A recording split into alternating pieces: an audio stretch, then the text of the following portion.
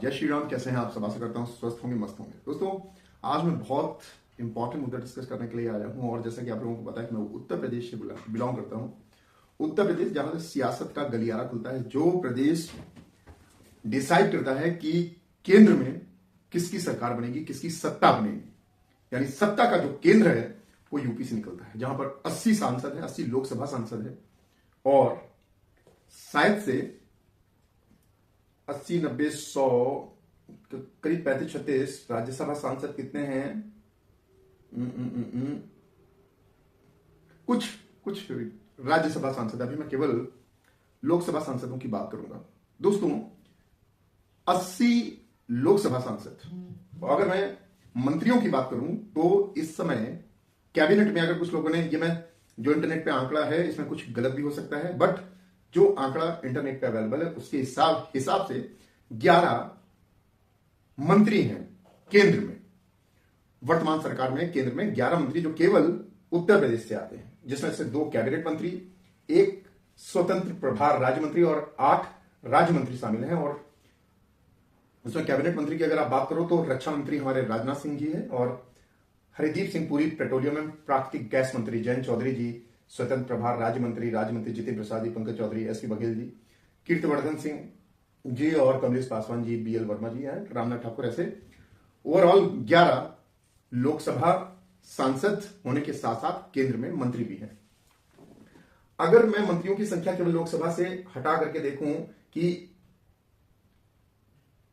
कितने राज्यसभा में सदस्य हैं, तो 31 राज्यसभा में सदस्य हैं, जो ओवरऑल 111 सांसद आते हैं। यानी इतनी बड़ी पॉपुलेशन, यानी जैसा कि नेट पे अवेलेबल है, नियरली 240 मिलियन, 240 मिलियन लोग यूपी में बिलोंग करते हैं, विच इज रफली अराउंड 24 करोड़ अप्रॉक्स। तो 24 करोड़ लोगों के ऊपर 111 सांसद हैं। यानी ये 111 सांसद 24 करोड़ लोगों का प्रतिनिधित्व करते हैं।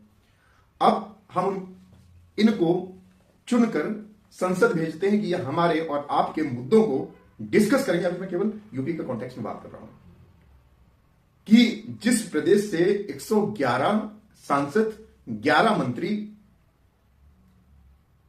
और 24 करोड़ लोग जो चुनकर इनको संसद भेजते हैं, उनके ऊपर कितनी बड़ी जिम्मेदारी होती है। और जिम्मेदारी के नाम पर आपको इंफ्रास्ट्रक्चर के साथ साथ आम आदमी को क्या चाहिए, यह मैं आपसे पूछना चाहता हूं। आम आदमी को क्या चाहिए? क्या बड़ी बड़ी बिल्डिंगें चाहिए, या हीरा चांदी सोना जवाहरात चाहिए? क्या चाहिए? मेरे हिसाब से आम आदमी को केवल एक अच्छा हेल्थ केयर चाहिए, और खाने के लिए खाना चाहिए, और बेसिक कपड़े वगैरह में हर चीज में आदमी खुश रहता है। यानी ये सारी चीजें कैसे आएंगी? इन सारी चीजों के लिए एम्प्लॉयमेंट देने की जरूरत है। अब अगर मैं एम्प्लॉयमेंट रेट की बात करूं तो इसकी डेप्थ में मैं नहीं जाऊंगा। ये आपको समझ सकते हो कि जब 24 करोड़ लोगों को रोजगार देने की बात आती है, तो वहां पर अच्छे से एजुकेट होने के बाद में भी अगर सरकारी आंकड़े आप हटा दो तो वहां से कितने % लोग माइग्रेट होकर के दूसरे प्रदेशों में जाते हैं और वहां पर जॉब करते हैं, अपनी रोजी रोटी तलाशते हैं। चाहे आईटी कंपनीज हो या भी जितने भी कॉर्पोरेट ऑफिसेज हों, आप नोएडा चले जाओगे, दिल्ली चले जाओगे, हैदराबाद चले जाओगे, बैंगलोर, कर्नाटक चले जाओगे, चेन्नई चले जाओगे, यहां पर चले जाते हैं जो। बट नोएडा को अगर आप छोड़ दो तो नोएडा के अलावा हमारे पास ऐसा कोई 24 करोड़ लोगों के बीच में ऐसी कोई भी जगह नहीं जहां पर इन 24 करोड़ लोगों को, 24 करोड़ तो बहुत बड़ा नंबर है, इससे कम की अगर मैं बात करूं 5-10 करोड़ लोगों के लिए भी रोजगार की अगर मैं बात करूं तो उनको कुछ रास्ते नजर नहीं आते हैं, और उनका कोई फ्यूचर नहीं दिखता कि हाँ, एजुकेशन करने के बाद में भी क्या उनको जॉब मिलेगी कि नहीं मिलेगी, इसकी भी कोई गारंटी नहीं। अगर जॉब मिलती है तो इतनी दूर मिलती है, या तो वो लोग बाहर चले जाते हैं, या तो कर्नाटक या चेन्नई इतनी दूर पे आते हैं। अब वहां से अगर उनको कम्यूट करना है, आना जाना है, तो दैट इज ऑल्सो उसके लिए भी कॉस्ट इन्वॉल्व है। आप फ्रिक्वेंटली आ जा नहीं सकते। बहुत सारे लोग हैं जिनकी फैमिली में डिपेंडेंसी है, अकेला बच्चा है, तो most of the parents they refrain from sending their kids, sending their son and daughter इतनी दूर भेजने में वो लोग एक बार सोचते हैं, because you can not frequently travel, because air travel is costly, very costly, right? It's not that so easy. तो अगर आपको 40-50 हजार, 60 हजार, 70, 80, 1 लाख रुपए भी मिल रहा है, अगर किसी को मिल रहा है, तो अगर आप महीने में या 2-3 महीने में अगर आप गए तो आपके 25-30 हजार रुपए ठंडे हो जाएंगे, 10-20 हजार तो ठंडे हो जाएंगे। पहले आप एयरपोर्ट जाओगे, एयरपोर्ट आने के एयर ट्रेवल की क्या चार्जेस एंड ऑल दैट, फिर उस हिसाब से। तो नोएडा केवल एक ऐसा हब है ले दे करके, नोएडा, दिल्ली, गुड़गांव, जहां पर आप जॉब ढूंढते हो। बट अगर वहां पे नहीं मिलती फिर आप इधर भागते हो। तो मेरा केवल इन सब 11 मंत्रियों से, जो 11 केंद्र में मंत्री हैं, मैं जानता हूं कि इनकी रेस्पेक्टिव इनको एक डेडिकेटेड जोन दे दिया गया कि हाँ आपको केवल ये चीज देखनी है। अगर मैं बात करूं जो पेट्रोलियम एंड गैस मंत्रालय तो वो केवल वो देखेंगे। तो एम्प्लॉयमेंट, बट ऑल टुगेदर अगर मैं बात करूं तो कहीं ना कहीं सारे जितने भी 11 मंत्री हैं और जो राज्यसभा वाले मंत्री हैं, राज्यसभा में भी हैं, राज्यसभा सदस्य हैं, तो सबकी नैतिक जिम्मेदारी बनती है कि जहां पर 24 करोड़ लोग हैं, इनकी एम्प्लॉयमेंट के लिए इनका सर्वाइवल कैसे होगा। क्या इनमें से कोई भी ऐसा है जो वास्तविकता से परिचित नहीं है?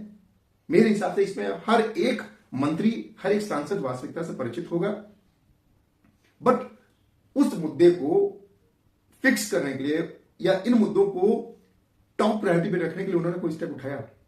मेरे हिसाब से तो नहीं। जहां तक मेरा नॉलेज है, शायद से मैं गलत हो सकता हूं, बट मेरे नॉलेज में या तो न्यूज में मैंने कभी देखा कि इनका एक्टिव पार्टिसिपेशन हो एम्प्लॉयमेंट को लेकर के, कि 24 करोड़ यूथ तो ठीक है, जिस समय चुनाव आएंगे हम आएंगे, चक्कर लगाएंगे चुनाव और वोट मिल जाएगा, उसके बाद टाटा गुड बाय सब हो जाएगा, बट हम आपके एम्प्लॉयमेंट की बात नहीं करेंगे। यूथ की क्या हालत है मैं बता रहा हूं। अगर आप बाहर आते हो तो मोस्ट ऑफ द लेबर्स सब आपको ज्यादातर बस आप समझ जाओ, मैं कुछ कहने, मेरे पास शब्द नहीं है, बहुत शर्म आती है मुझे कभी कभी कि हम कैसे इन चीजों को सुधार सकते हैं जहां पर हम हर एक चीज पे टैक्स देते हैं। हाँ मैं जानता हूं कि डायरेक्ट इनडायरेक्ट टैक्सेस के बराबर हमको जो सैलरीड बंदा है उसका तो पहले टैक्स कट जाता है, बट जितना भी हम टैक्स दे रहे हैं, टैक्स के नाम पर एटलीस्ट कुछ तो करो, जो भी इंडस्ट्रीज वगैरह कुछ डेवलप करो। जो यूथ निकल के आ रहा है, मैं नहीं कह रहा हूं हर आदमी को आप लाख 2 लाख की सैलरी दो, बट एटलीस्ट 25-50 हजार रुपए का कुछ ऐसा इंफ्रास्ट्रक्चर या कुछ ऐसी इंडस्ट्रीज वगैरह जो बेसिक इंडस्ट्रीज है वहां पर डेवलप करो। तो जो यूथ निकल के आ रहा है उसको कुछ तो, वो अगर इतनी दूर नहीं आना चाहता उसके पास ऑप्शन तो हो, वो ऑप्शन ही नहीं है। यूपी बिहार में क्या होता है, अगर मैं केवल यूपी साइड करके अगर बिहार की बात, तो वहां पर ज्यादातर सबसे ज्यादा जो IAS आप देखोगे वो सब के सब ज्यादातर बिहार का जो एक तबका है, उनको पता है कि उनके पास एम्प्लॉयमेंट नहीं है, तो सरकारी जॉब उनके पास एक ऐसा माध्यम है, तो वो अपनी जान झोंक देते हैं कि आर या पार की लड़ाई करते हैं कि हाँ मैं किसी भी तरीके से जॉब पानी है, वो भी सरकारी। एक अटेम्प्ट में नहीं, 2 अटेम्प्ट नहीं, और 2-3 अटेम्प्ट में वो लोग क्रैक कर लेते हैं। बट सरकारी वैकेंसीज की भी तो लिमिटेशंस है, बहुत सारी ऐसी वैकेंसीज है जो आई नहीं है, आती है तो कहीं कोई पेपर लीक हो जाता है। तो ऐसे बहुत सारे मुद्दे हैं। एम्प्लॉयमेंट एक बहुत बड़ा मुद्दा है। बताओ, आप लाखों रुपए लोन लेने के बाद में सुबह से शाम तक घिसते हो, घिसने के बाद में आपका बच्चा पढ़ता है, आप इधर उधर उसको भेजते हो, लाखों रुपए लगाते हो, और उसके बाद में अगर जॉब उसको जॉब नहीं मिलती है, अगर जॉब मिलती है तो कहीं दूर मिलती है, तो आने जाने में तो सेविंग के नाम पर हाँ दिखाने के लिए आप कह सकते हो कि हाँ इसको लाख रुपए मिल रहा है, इसको 2 लाख रुपए मिल रहा है, इसको 5 लाख रुपए मिल रहा है। बट जब आप ग्राउंड्स पे आते हो, सारी चीजें कटा के आती हैं, तो चीजें डिफरेंट होती हैं। तो आप जहां पर 10 लाख कमाते हो तो आपके हाथ में एक्चुअल कितना आता है? आप 20 कमाते हो, आप 50 कमाते हो, 1 करोड़ कमाते हो, 2 करोड़ कमाते हो, जो भी कमाते हो, बट आपके हाथ में एक्चुअल में कितना आता है और कितना सरकार ले जाती है। तो ये सब केवल दिखावे का है। मैं तो बहुत सारे जानते हो, आपका CTC कुछ और होता है, एक्चुअल में कुछ और होता है, बहुत सारे गिमिक्स है बॉस। तो कम से कम जितना भी छोटा भी एम्प्लॉयमेंट क्रिएट तो करूं। मैं ये कहता हूं, मैं मोदी जी के स्टार्टअप इंडिया के कॉन्सेप्ट से I am highly influence with that कि बहुत अच्छी ठीक जॉब से हट करके हम अपना कुछ भी स्टार्टअप डालें, that is very good. But उन सबके साथ साथ हर आदमी थोड़ी ना you cannot expect like everyone to be an entrepreneur. You cannot expect like everyone to start their shop or their business or their startup, right? तो एक माइंडसेट के साथ में केवल आप स्टार्ट करोगे, उसके साथ में बहुत सारी चीजें आपको फंडिंग से जरूरत रहती है, या फंडिंग के साथ साथ आपको पूरा dedication, because everybody is not having that liberty to have the startup and all that, right? बहुत इट्स नॉट इजी। तो कम से कम जॉब अपॉर्चुनिटीज तो ऐसा कुछ करो कि यूथ निकल के आए तो उसको कम से कम जॉब मिल जाए।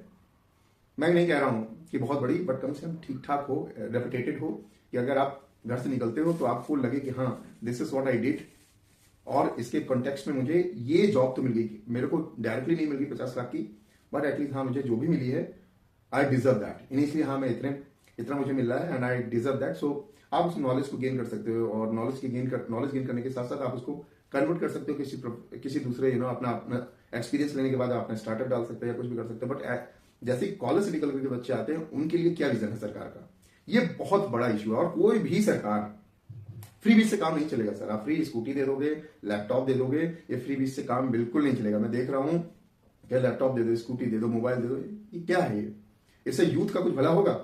कुछ भला नहीं होगा सर। आप लॉजिक साइज कुछ भी दे दें, इसका कुछ भी भला नहीं होगा। आप जो भी फंड इसमें एलोकेट करते हैं, मेरा हाथ जोड़ करके निवेदन है, अगर आप छोटी मोटी इंडस्ट्रीज या जितने भी इन्वेस्टर समिट्स होते हैं, इन्वेस्टर्स को इन्वाइट करिए कि हाँ यहाँ पे मैन्युफैक्चरिंग यूनिट्स डालिए। मैन्युफैक्चरिंग यूनिट्स के साथ में जब आप वहां पे बड़े बड़े हब्स क्रिएट होंगे, IT यूनिट्स क्रिएट होंगे, जो चीजें यहाँ पर हैं, जो सॉफ्टवेयर यूनिट्स साउथ में हैं, क्या वहां पर डेवलप नहीं हो सकती हैं?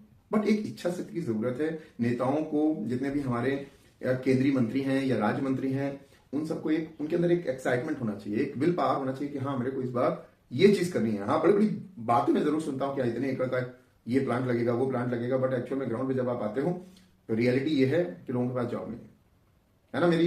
मैं किसी भी पार्टी या दल या किसी भी व्यक्ति विशेष से रिलेट नहीं करता हूं। मैं केवल आम आदमी और हमारी और आपकी जनमानस की बात करता हूं, जो एक ऐसे इकोसिस्टम से निकल करके आए हैं जिनके लिए जॉब करना बहुत जरूरी है, जिनके लिए, क्योंकि वो निकल करके आए हैं ऐसी जगह से। कोई खानदानी रईस नहीं है, कुछ होंगे, हर इंसान कोई किसी रियासत का कोई महाराजा नहीं है, तो हर आदमी, everybody is hunting for their bread and butter.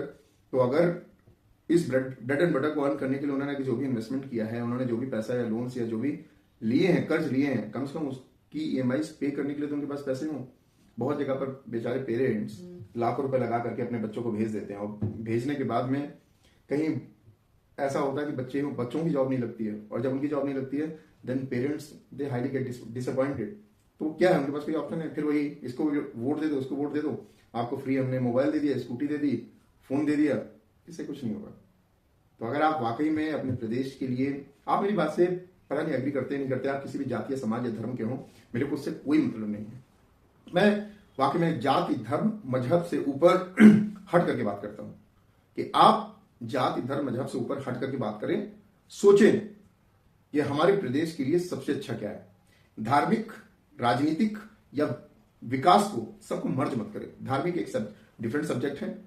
मैं रिलीजियस हूं, मेरा कोई टेंपल बनता है, कोई मंदिर बनता है, कोई मस्जिद बनती है, उससे मुझे कोई मतलब नहीं। वो धार्मिक विषय है, वो बहुत अच्छा है, वो हमारे धार्मिक कॉन्टेक्स्ट में बहुत अच्छा है। बट मेरे को मतलब है कि कल को मेरे बच्चे रेडी होते हैं, या मुझे अगर जॉब चेंज करनी है, मुझे जॉब चाहिए, या मैं कॉलेज से निकल करके आ रहा हूं तो मुझे जॉब चाहिए, मुझे कुछ नहीं चाहिए दूसरा, मेरे लिए जॉब चाहिए। सबसे पहले मेरे को अपने पेट के लिए, अपने मुंह के लिए बाइक चाहिए, मेरे को अपने पेट के लिए खाना चाहिए। अगर मुझे खाना नहीं मिलेगा तो मैं क्या करूंगा? जो मैंने लोन लिया उसकी EMI मैं कैसे दूंगा? जो मेरे पेरेंट्स ने लोन लिया है, उन्होंने इस भरोसे में मेरे ऊपर इन्वेस्टमेंट किया है कि हाँ कल को मेरे बच्चे को जॉब मिलेगी तो वो ये EMI देगा। बट होता है ऐसा कि उसको ही जॉब नहीं मिलती है, और जॉब नहीं मिलती है तो फिर वो पेरेंट्स बेचारे कहीं सुसाइड कर लेंगे, कहीं हैंड टू माउथ हो जाएंगे। तो कैसे होगा? ये चीजें कैसे सुधरेंगी?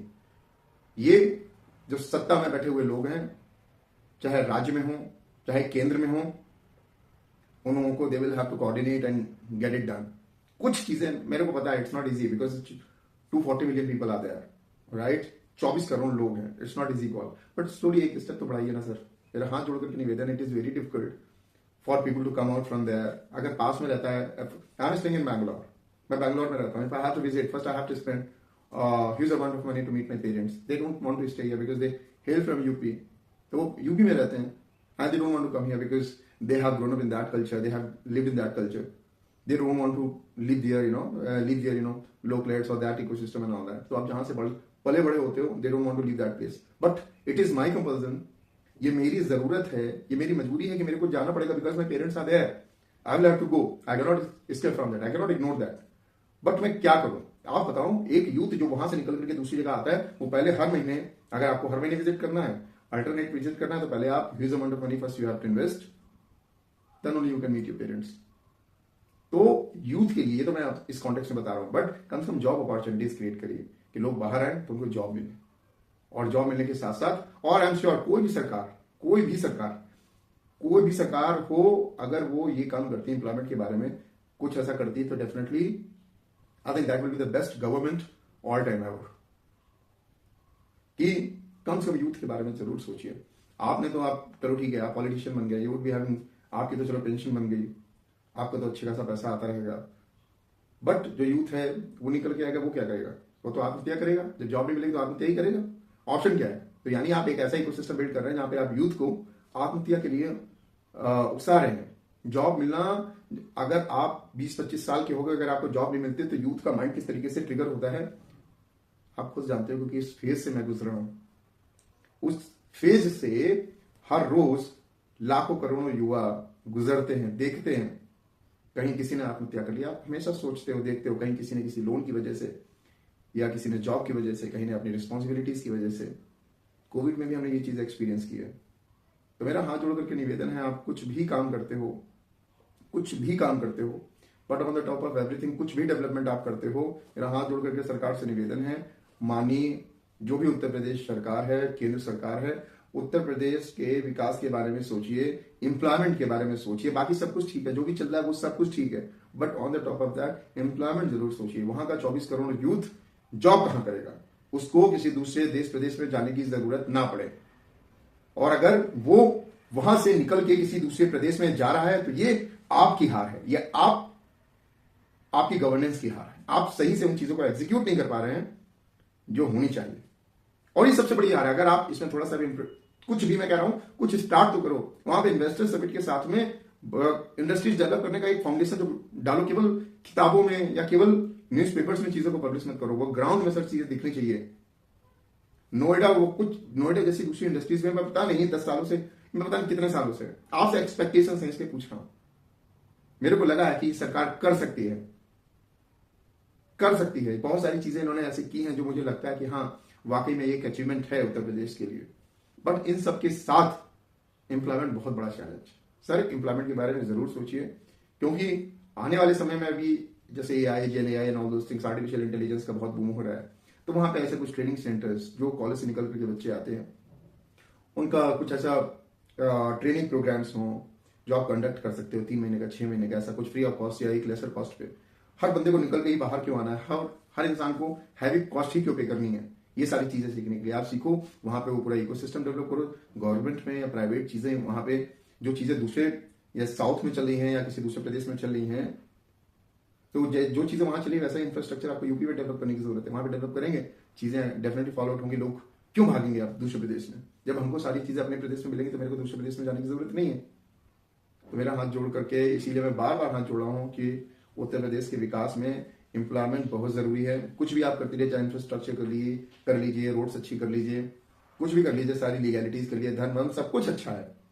मैं किसी चीज पे उंगली नहीं उठा रहा हूं, मैं केवल एम्प्लॉयमेंट की बात कर रहा हूं। कोई यूथ को एम्प्लॉयमेंट चाहिए, जॉब चाहिए, रोजगार चाहिए, तो जो यूथ निकल के आ रहा है उसके लिए अपॉर्चुनिटीज क्रिएट करें। लोग सरकारी जॉब के भरोसे अपना जीवन ना बर्बाद करें। लोग 2, 4, 5, 6 जितनी उनकी लिमिट रहती है वो सब अपना जीवन झोंक देते हैं सरकारी जॉब पाने के लिए, because they don't have an option. तो प्राइवेट अपॉर्चुनिटीज भी बहुत ज्यादा हाई नहीं तो एटलीस्ट थोड़ा बहुत तो ऐसी हो जहां पर they could be able to survive in that ecosystem, है ना। अपनी फैमिली का भरण पोषण तो कर सके, ऐसा जीवन तो उनको कम से कम मिले, या उसको ऐसा इकोसिस्टम तो मिले। तो अगर आपको मेरी बात सही लगती है, जो भी मेरी बात सुन रहा है, मेरी बात को अगर आपको लगता है कि मैं सही बात कर रहा हूं, तो इसको लाइक, कमेंट और शेयर जरूर करिए, क्योंकि ये मेरे और आपके हित की बात है। ये केवल मेरे हित की बात नहीं है।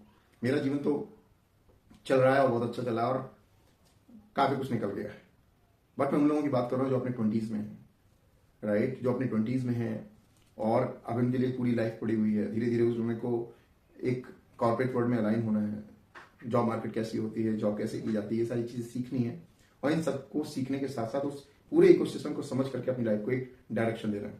तो ये सारी चीजें उन लोगों के लिए। अगर आप सोचते हो कि आपके बच्चों को भी अच्छा रोजगार मिले, अगर आप उत्तर प्रदेश से हैं और अगर आप मेरी बात से सहमत हैं, तो मेरी बात को जन जन तक जरूर पहुंचाएं, इस वीडियो को शेयर जरूर करें, क्योंकि हमारे और आपके हक की बात है। Thank you very much. हर बार की तरह फिर ऐसे कुछ ज्वलंत मुद्दे आप लोगों के सामने लाता रहूंगा, और अगर आपको मेरी बात सही लगती है तो इसको शेयर जरूर करें। जितना ज्यादा शेयर करेंगे ये इसे हमारे लिए, हम सब के लिए बहुत अच्छा होगा।